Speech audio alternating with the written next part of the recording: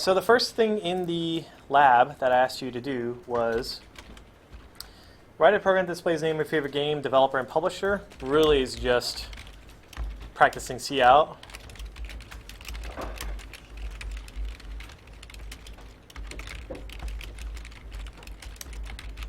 Okay, it's just practicing cout. So you print out a long string. The second one is, this is basically the homework. If you're not sure if this worked or not, you'll know because when you run it, it won't say that string. Keep in mind that a lot of people were forgetting semicolons across the board. So remember that when you build your program, you will get a list on the bottom telling you what's wrong with it if it didn't compile. Always double-click the first guy here and solve that guy first. In this case, all these errors, I have 3 errors, and they're all saying the same thing. Basically, it's expecting a semicolon here. Cool, you can put a semicolon here. However, what is that really meaning? It means that I'm missing a semicolon before this variable. If I go up and look before this variable, what actually is the first thing that happens before this line right here? The end of this one here, right?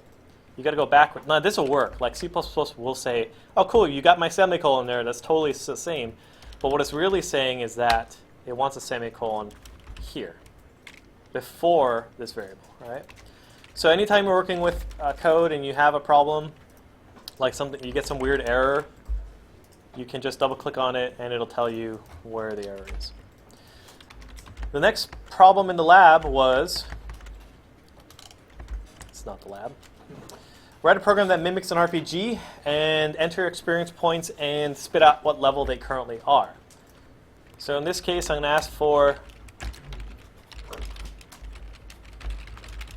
like so, create a variable for experience points. And I'm going to input into that variable, and then I'm going to spit out what level they are.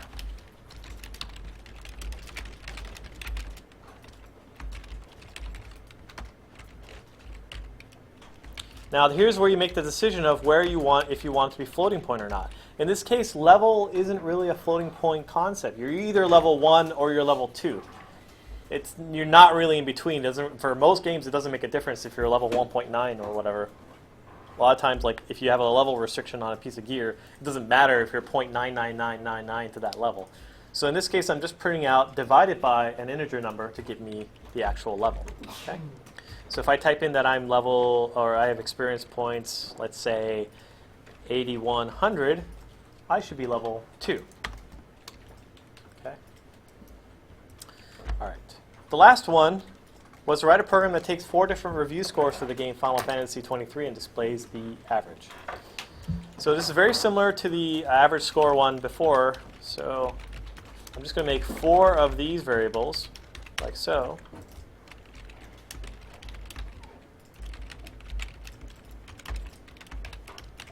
And then I'm going to input into each of those variables as well. And this is going to lead into a good segue into what our today's lecture is that at a certain point, let's say I ask for like 100 review scores. This way that we're doing it is not really going to work, but it's fine for up to 4, I think. So I'm going to make a result that is called the average. It's just going to equal score 1 plus score 2 plus score 3 plus score 4 divided by 4.0. And can't forget the parentheses, otherwise the order of operations is going to screw us up. And you can do F or 0, either way. Notice here I'm using a float. You can also use a double if you want to. Realize that when I do this, and Anthony, this is kind of what I was talking about before, when I leave off the F, but I'm shoving it into a float, look at what I get here. Can you see this warning here, a little yellow triangle? Converting from double to float. It's saying it's converting this number, it's a double because it doesn't have an F, into a float. It's just saying, hey, you might potentially lose some information because one's 8 bytes and one is 4 bytes big. So that's when you get the F in here. If you don't have the F on there, you make this thing a double, and that's also correct. So you have your choice. Do you want it to be a double for average, or do you want it to be a float for average? And it depends on how much memory you're willing to spend on it. All right.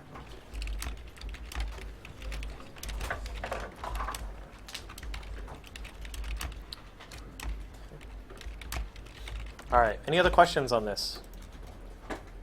If you're not sure if you did this right, I would really recommend going home and doing this at home too, just practicing and doing more of this. It'll feel more comfortable the more you do it, and there's really not a shortcut way to have you guys get comfortable with it, so keep that in mind.